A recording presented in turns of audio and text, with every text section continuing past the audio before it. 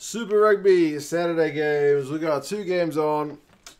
It's always the way it is nowadays until a couple weeks from now. Then Aotearoa will all be over. But we still got 2 rounds left. It is the last round for the Chiefs. They'll want to go out with a bang.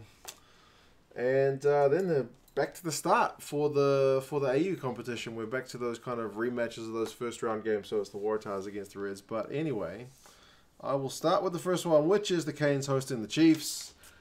There's no Julian Savea.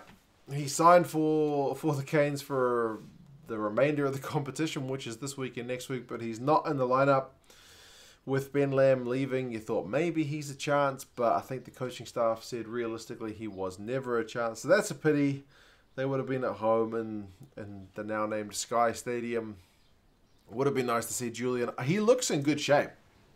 I know he's had issues with his weight and whatnot in the off seasons and stuff, but he looks in good nick from what I've seen of him on the news. But yeah, so Cobus van Veek is back for the Canes. Otherwise, it seems to be a pretty sealed lineup. Ben May, Dane Coles.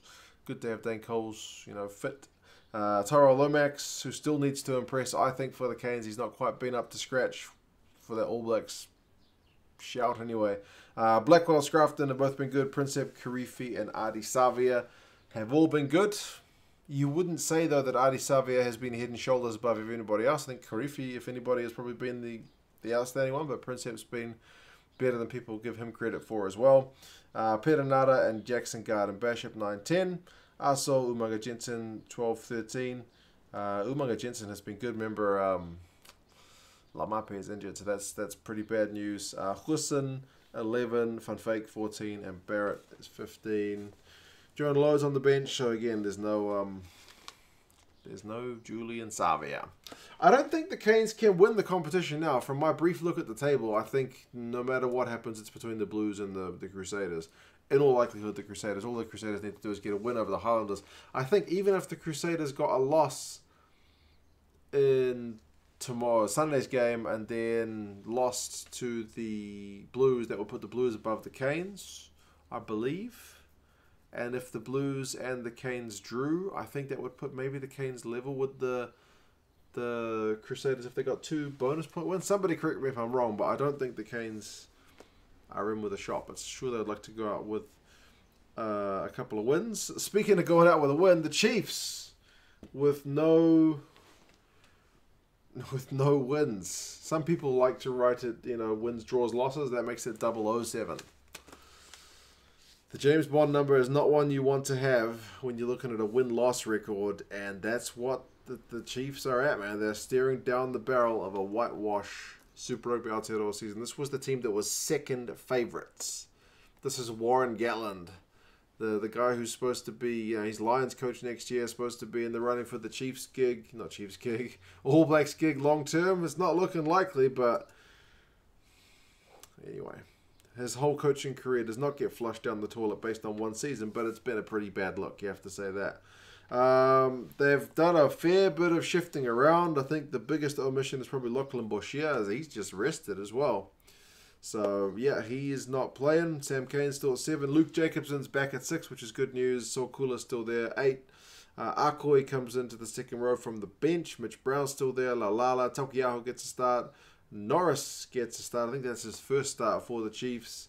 They've also got a couple of potential debutants on the bench in Rob Cobb and Kini Naholo, who, if that surname sounds familiar, that's because he is the younger brother of Waisake.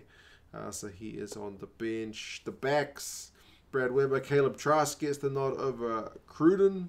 So Cruden, I think, is pretty much done. He got his 100th game. He is not on the bench, so yeah, it's no chance to go out with a win for Aaron Cruden. Wainui and Stevenson are the wings. Remember, there's still no Alamalo because he's injured. Nankiville, ALB midfield, which has been one of their better elements of the Chiefs side. You'd have to say D-Mac's still really yet to set the competition alight, and he's got 1 game left. But, I mean, you're on a team which is on 7. If you include pre-COVID, 8-match losing run. It's not the easiest to start, just doing all kinds of fancy stuff. Ruben O'Neill's out injured. That's why Norris gets his start. And, yeah, funnily enough, the Canes are the favourites against the team which has not got a win yet. But only by 5. Only by 5 by the bookies. I think it was 11 by the algorithm. Maybe I'll just double check that. Hold on a second. That seems like a lot. No, I checked it. By 11. Rugby Forecast algorithm says Hurricanes by 11. That'd be a big win, man.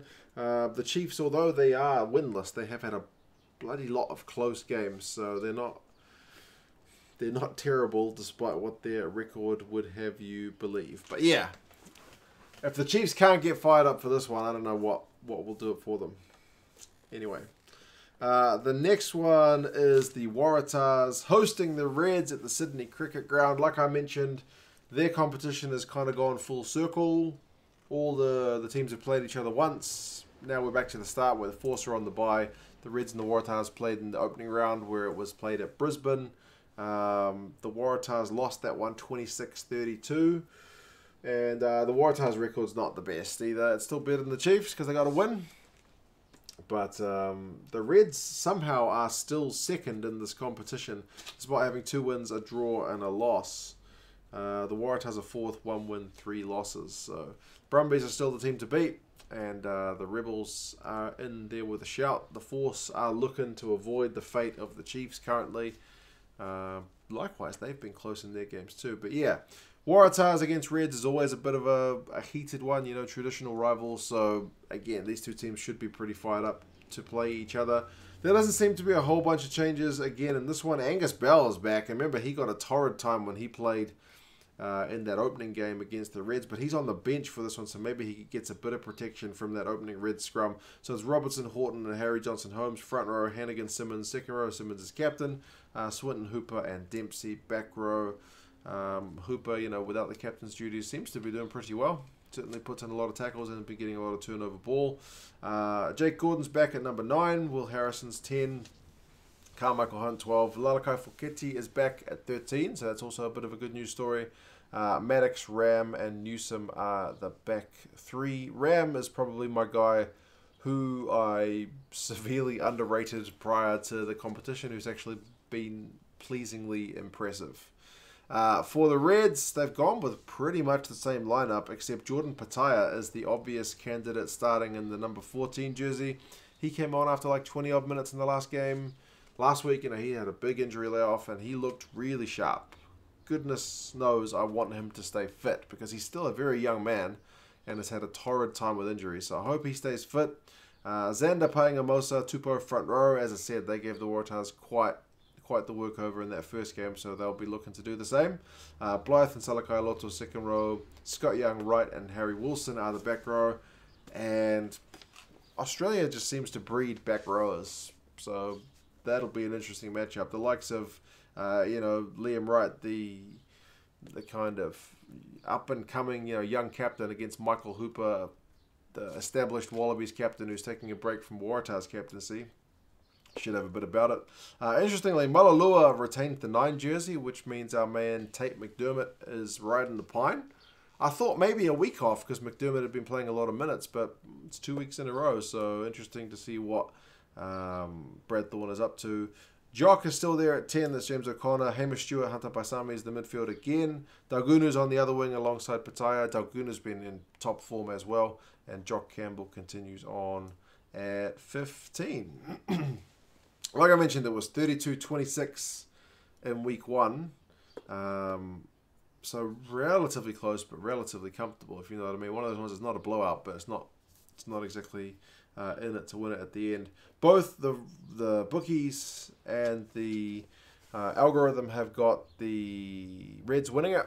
The bookies by 5 and the algorithm by 2. So yeah, should be a pretty good couple of games. I think I forgot to mention this game was 26-18 to the Canes in week 4. So if you're looking for the reverse fixture of that one.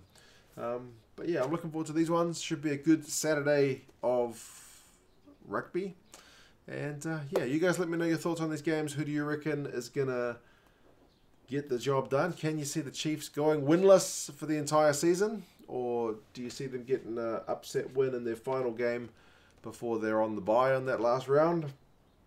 And the Reds, they're away, but they're the favourites. Do you think they're going to stick on? I think for the good of the competition, maybe it would be good for them to get a win. But the Waratahs have got a really young side, so I'd like to see them get a win too. I'm kind of torn on who to support for that one. But yeah, anyway, you guys let me know your thoughts, and I will talk to you again soon. See you later.